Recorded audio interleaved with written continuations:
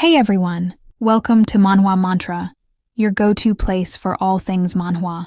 In today's video, we're diving into Against the Gods chapter 712, based on the novel. If you're new here, don't forget to hit that like button, subscribe, and comment below if you have any questions or thoughts. Your support really motivates me to keep uploading more videos for you all. So let's get started. The space was dark. The only light source was the phoenix's fiery pupils glowing faintly. But even that light felt like shadows to Yunche. Silence consumed everything. Yunche stood there, lifeless, his gaze empty and cold. The phoenix spirit stopped speaking, sensing his despair. For someone who once ruled as a legend, the reality of being reduced to a cripple was unimaginable, a nightmare worse than death. Is there a way to recover from this? There is no easy resurrection. Right now, you're just mortal, weak. Your past strength is gone. Can I start over my cultivation? No, your evil god profound veins are lifeless. Without another drop of evil god blood, there is no hope. The truth crushed Yunche. His power wasn't just gone, his future as a cultivator was lost forever. This is the price of resurrection? This is your so-called nirvana? Even as his voice grew raspy, his despair deepened. The thought of living crippled for eternity haunted him. He clenched his trembling fists but couldn't even lift his hands. Why didn't you just let me die? I promised her. I'd meet her in the next life. I understand your pain, but life is the greatest gift. It may feel unbearable now, but there will come a time when you'll find a reason to live again. The darkness faded, and Yunche found himself at the Phoenix clan's trial entrance. Familiar faces, Feng Xianer, Feng Zuer, and Feng Baichuan, greeted him with worry and care. Big brother benefactor, let's take you home. Mother made bamboo soup for you. Despite his broken spirit, Yunche felt a flicker of warmth. Their genuine care reached him, even as he hid his bitter truth. Thank you, all of you. Later, as they carried him, he asked quietly, You all knew I was crippled, didn't you? Yes, Lord Phoenix God told us, but no matter what happens, you'll always be our greatest benefactor. The siblings, trying to comfort him, spoke optimistically. Big brother, you're amazing. You'll recover. You'll become even stronger than before. Their words were filled with admiration, but Yunche knew the truth. He could never regain his former glory. They set him down under a dying tree. Yunche asked to be left alone. The siblings hesitated, but finally agreed. As the wind blew, Yunche stared blankly at the horizon. His heart was bleak, his soul heavy. The once mighty man had been reduced to this, a shadow of his former self. The space was quiet. Yunche sat under the tree, staring blankly at the horizon. 13 years ago, Jasmine had given him a new life by remaking his profound veins. In the years that followed, he became a legend. At 16, he became the pride of the Blue Wind Empire. By 19, he had destroyed the Burning Heaven clan and shocked the Profound Sky continent. He had risen to unimaginable heights, uniting realms, defeating gods, and earning the respect of even the strongest. From the lower realms to the god realm, he achieved what most couldn't even dream of. But now all of that felt like a distant, cruel dream. Now he had nothing. The divine powers he once wielded were gone. Honger, Helling, the divine inheritances, they were all lost when he died in the star god realm. As the wind blew a dry leaf to his hand, he stared at it. It was lifeless, brittle, a mirror of his own state. The once unshakable Yunche, who had defied death and fate countless times, was now just a cripple, a shadow of his former self. Time passed silently. A voice broke the stillness. Big brother benefactor? It was Feng Xianer. She landed softly beside him, her eyes filled with concern. You've been out here for so long. Let's go home. You'll catch a cold. He shook his head slightly, his voice barely audible. Leave me. Her tone became more pleading. You haven't eaten since you woke up. Mother made bamboo soup. Please, just come back. He pushed her hand away weakly. I'm not the person you think I am anymore. That person, he's gone. What's left is a useless cripple. Her eyes welled up with tears, her voice trembling. Don't say that. You'll get better. You always do. You don't understand. Go. His tone was cold. Her tears fell as she whispered, I hate seeing you like this. Without another word, she turned and flew away, leaving Yunche alone under the tree. Feng Baichuan approached quietly, standing beside him. She doesn't understand. She's young, and she hasn't seen what you've been through. But I have. Yunche remained silent, his gaze fixed on the ground. I've seen this despair before. Our ancestor once lost everything, his profound energy, his strength, his hope. He never recovered and passed away in sorrow. He paused before continuing. But you're not him. You've overcome challenges greater than this before. Don't let this defeat you. Yunche closed his eyes. Give me some time. Feng Baichuan nodded. We'll wait for you. Take all the time you need. As the evening turned into night, Yunche remained motionless. The stars pierced through the leaves above, their light cold and distant. Big brother benefactor. Feng Xian'er returned, her voice soft and hesitant. Her eyes were red, and she held a bowl of soup in her hands. I'm sorry. I shouldn't have said those things. Please don't be mad. Yunche didn't respond. She sat beside him, placing the bowl in her lap. You've been starving for a day. Please drink some. I'm not hungry, he murmured, his voice hoarse. She didn't argue. Instead, she stayed by his side, holding the soup carefully to keep it warm. The night stretched on, her quiet presence a small comfort in the overwhelming silence. Feng Xian'er's eyes grew distant as she softly spoke. Did you know, Big Brother?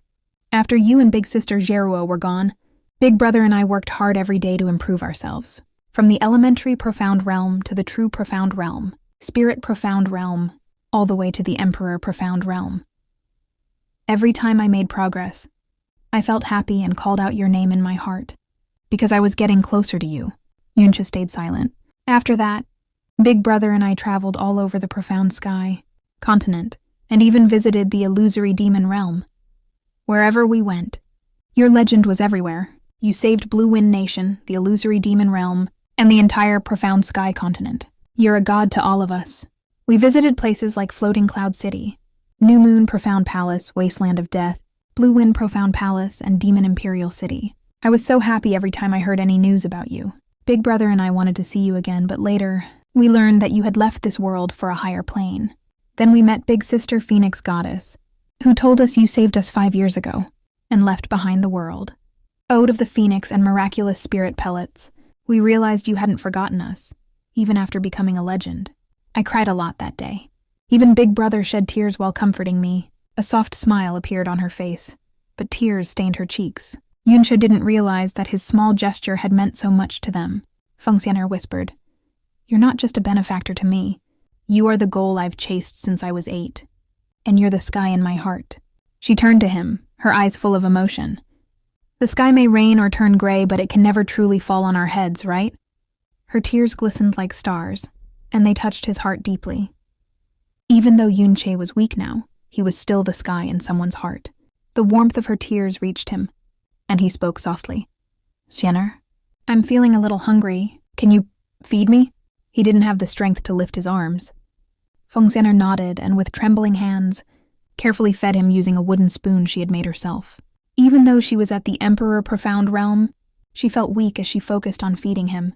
The warm liquid gently filled him, and Yunche looked up at the gray sky, seeing the stars for the first time in a long while. It had been years since someone had fed him like this. Xiaolingxi had done so in this life, and Su Linger in his past life. In the Dragon God realm, Shenxi stood covered in mist, with only a vague outline visible. A tall figure stood beside her, radiating an invisible draconic might that silenced the space. Has the evil infant truly returned to life? Shenxi asked. Her yes. The dragon monarch replied, his tone grave. The 4 god emperors fought a fierce battle with the evil infant in the star god realm. Qianye Fantian, Zhou Shuzi, and Xing Juekong were all badly injured. Yue Wuya died from his injuries. Xing Juekong is missing, likely hiding. The others were also gravely hurt, and it will take years for them to recover. Many star gods, moon gods, guardians, and Brahma kings died in that battle. The evil infant is incredibly dangerous, and if we don't find her soon, the consequences will be unimaginable. The dragon monarch's expression grew serious. Even after 200,000 years as the strongest being in the god realm, the evil infant's power now threatened him. Does this mean the dragon god? Realm will send someone to the eastern divine region to find her? Shenxi asked, or we have no choice. The dragon monarch answered. The evil infant's power is a threat to the entire world, not just the eastern divine region. The other divine regions are already preparing to act. Even Brahma monarch realm and eternal heaven. Realm are terrified after just one battle with her. The eastern divine region has urged the other regions to act quickly. The evil infant is a threat to everyone. The dragon monarch paused before adding, "By the way, did you know Yunche passed away during the evil infant calamity? He suddenly went to the star god realm and somehow passed through the absolute star soul barrier. Strange, isn't it?" Shenxi answered indifferently. "What's the point of knowing this if he's already dead?" It's a shame," the dragon monarch said with a sigh. "Yunche was an unparalleled genius. It's unlikely someone like him will appear again in the god realm for a long time, especially after you broke your golden rule for him." A misty look appeared in Shenxi's eyes, and she asked slowly, "When I heard the evil infant's host is the heavenly slaughter star god?" Yes," the dragon monarch confirmed. "Are you sure she's just the host?" Shenxi asked, her tone thoughtful. The dragon monarch looked puzzled. "What do you mean?" Shenxi didn't explain right away. "I wonder, could she be the master, not the host?" Yeah, that's impossible." The dragon monarch shook his head. "The evil infant slaughtered the star gods after awakening. If the heavenly slaughter star god hadn't been robbed of her body, why would she kill her own people and wound her father?" Shenxi remained silent, recalling Yunche's determination before his departure. The evil infant's wheel of myriad, tribulations and the heaven punishing, ancestral sword were the two strongest artifacts of the primal chaos. One is evil, and the other holy. No one in this age can control the evil infant's wheel of myriad tribulations, the dragon monarch explained. Shenxi nodded slightly, acknowledging his words. "By the way, where is Healing?" "I don't see her," the dragon monarch asked. "She's found her true calling. I couldn't keep her here," Shenxi replied softly. "You may go. I need to meditate for a while. You will be busy with the evil infant." The dragon monarch nodded. "If Qianye Fantian or Zhou Shuzi come to you for help, and you don't want to help, I will turn them away for you." Shenxi nodded without a word. "Considering you like the company of a wood spirit, should I find another one like Linger for you?" the dragon monarch asked. "No need, you may go," Shenxi answered. When the dragon monarch left, the forbidden land of Samsara returned to life. Water flowed, birds chirped, and butterflies fluttered. Shenxi stood alone. One went to his death for her, while she awakened the evil infant for him. Shenxi murmured softly. Human emotions are so subtle. She looked at the vermilion crystal in her hand. "Wanhu, our reunion was short, but I know you have no regrets." Suddenly, she opened her hand in shock. "She's asleep? He's still alive?" In the Phoenix clan, Yunche's return was a blessing to the small clan. Since Feng Xianer's words had opened his heart, Yunche began rebuilding his body. He started accepting rest, food, and drink, and occasionally smiled.